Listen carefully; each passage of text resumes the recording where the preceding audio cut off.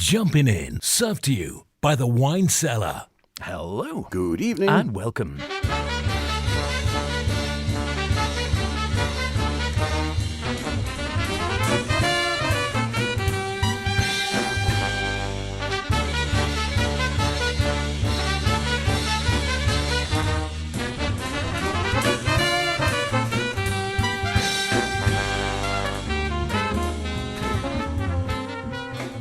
And here we are back in one piece, amazingly. Much the cheerier for having had a few days down in the smoke for London Jazz Festival 2022. And we'll be bringing you more of that in future programmes. But in the meantime, it is the best and modern and contemporary jazz, of course, with myself, H. And me, Chris. Yes, welcome along to this week's show. As H said, we had a few days down at the festival, and if you happen to be in London this weekend, it finishes tomorrow, but there are still plenty of concerts available, not to mention a whole afternoon of free events at the Claw Ballroom on South Bank Centre with Afro-Cuban music and a dance workshop. No better way to liven up a chilly November Sunday.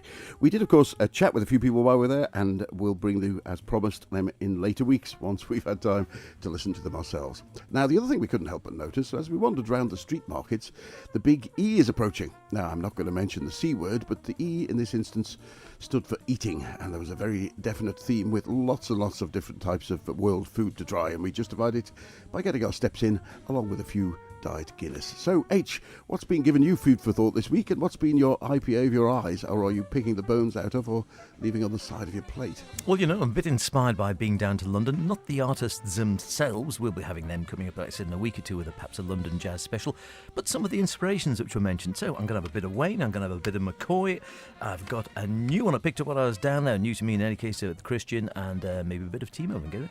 Excellent. And from me, well, we wash our hands, we listen in colour, we punch the sky as we remember, and we start by looking back. Here's the prelude, It Is My Duty. We welcome Russia to our rightful place among the leading nations of the world. We welcome her flag upon the sea. Above all, we welcome, or should welcome, constant, frequent, and growing contact between the Russian people and our own people on both sides of the Atlantic. It is my duty, however, for I am sure you would not wish me to not to state the facts as I see them to you. It is my duty to place before you certain facts about the present position in Europe. From Stettin in the Baltic to Trieste in the Adriatic, an iron curtain has descended across the country.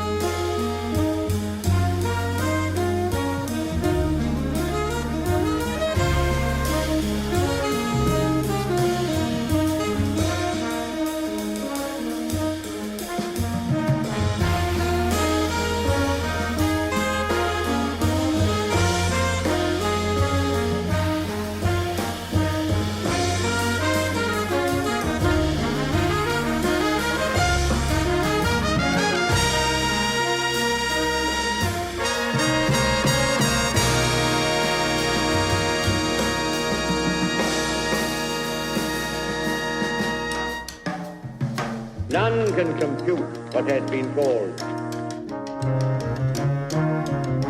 the unestimated sum of human pain. Our supreme task and duty is to guard the home of the common people from the horrors and miseries of another war.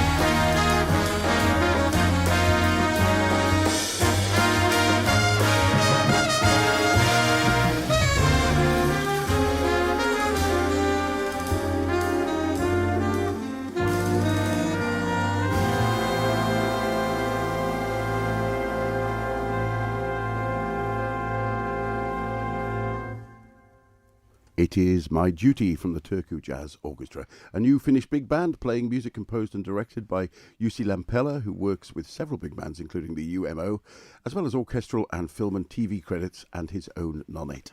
The album's called Jazz Noir and features a number of tracks based around film noir, but also quite a few inspired by the Cold War and full of famous quotations from the news agencies on both sides at the time, which felt not only poignant but chillingly familiar right now. As we said before, jazz and politics have always gone hand in hand, and the album Jazz Noir is out now on Flame Jazz Records. Terrific stuff. Great way to get going as ever. It is Jumping In, Chris and H with you, fresh back from London Jazz Festival 2022. Not all of it. We can never afford to stay down for all of it, sadly, unless we get sponsored. Yes, you know where to find us. Howard Kane at maxradio.com, Chris Kane at maxradio.com if you'd like to do that. We'd never say no. We will do, I think, a London Jazz Festival special in a few weeks when we've had listened to some interviews and maybe put together, a festival special. Why not? In the meantime, though, I feel inspired by some of the music we've been down there. And here's one. So, yes, we had a cracking gig seeing the brilliant young American pianist Connie Hahn. And, we're doing a Zoomer with her hopefully very shortly. Had a quick chat with her, but she had too busy a schedule to do a piece with us while we were down there. One of her main inspirations, she was saying, quite a few, but one of the ones she cited was the great McCoy Tyner. And I thought, well, we haven't had McCoy on for a wee while. Obviously well known for his work with John Coltrane, but also, of course, a whole plethora of albums under his own name from the 60s onwards. Here's one in later, I would say, you would call it McCoy Tyner, in the company, very exalted company, Joe Lovano, Kristen McBride, Jeff Tain Watts, and a cracking version of one of his own tunes, Walk Spirit, Talk Spirit.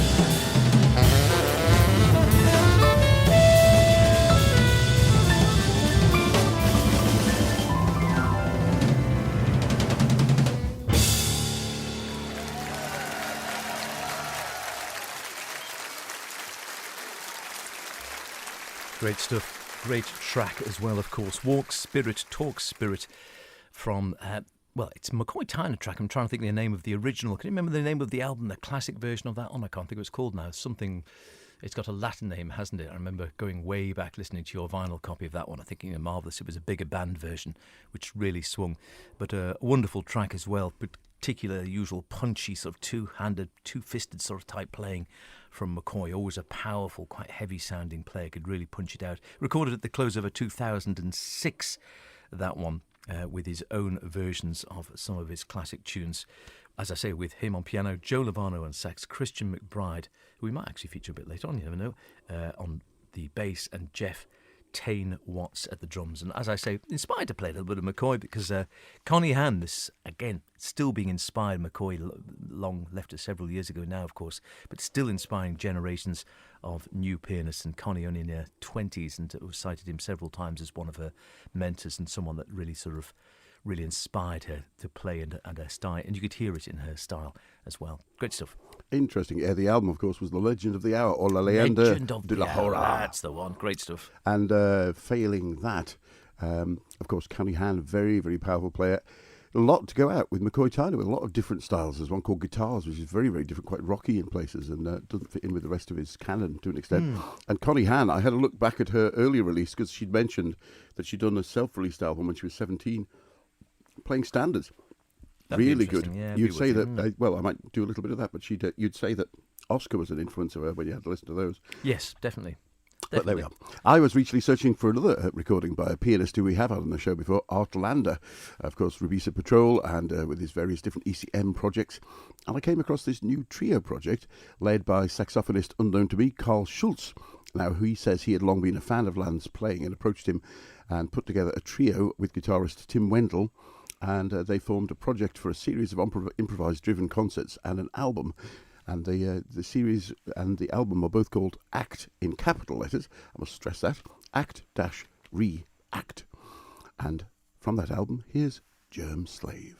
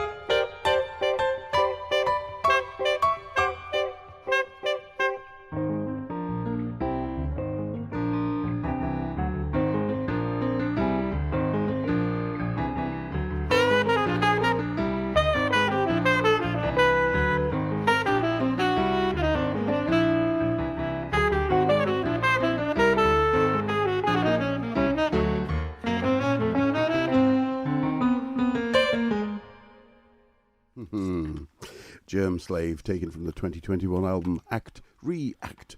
Carl Schultz on sax, Art Lander on piano, and Tim Wendell on guitar. It's got a slight, like a freer version of Linus and Lucy vibe about it there. And they say, whatever musical action you take, do it with conviction. Act in capital letters, don't just act lowercase. Other players must also take action with the same level of conviction. Thus they react, not simply perform a reaction. Well, I agree, the album is a compelling listen. Incidentally, I also picked up the latest from the guitarist's Tim Wendell's album, which only just came out a few weeks ago, which we'll bring to you on a future show. The album Act, React is on CSM Records and is well worth digging out. This is Jane Ara Bloom, and you're listening to Jumpin' In with Chris and H on Manx Radio.